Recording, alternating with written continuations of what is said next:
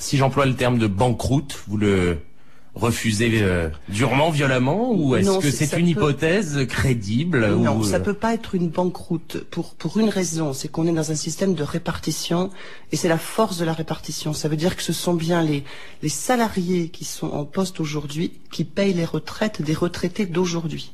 Donc on peut pas être en banqueroute. Par contre, pour équilibrer, il y a 2 facteurs sur lesquels on peut jouer, c'est soit baisser les retraites. C'est ce qu'on a toujours fait jusqu'à maintenant, et je pense qu'on peut plus le faire, parce qu'on va atteindre... On est arrivé à un plancher, là. À mon avis, oui. On va atteindre des niveaux de pension par rapport aux derniers salaires qui vont être trop faibles, et si on continue comme ça, on aura des gens à la retraite pauvres, et c'est pas ce qu'on veut dans ce pays.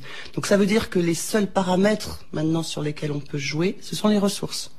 Et sur les ressources, il n'y a pas non plus de secret. Ça peut vouloir dire augmenter les cotisations, ça c'est l'un des paramètres, Daniel Karniewicz. Augmenter les cotisations, ou bien trouver une nouvelle source de financement. C'est un vrai souci dans ce pays, et je crois qu'il faut que les politiques s'en emparent. Aujourd'hui, les financements, ce sont des cotisations sur les salaires, pratiquement exclusivement.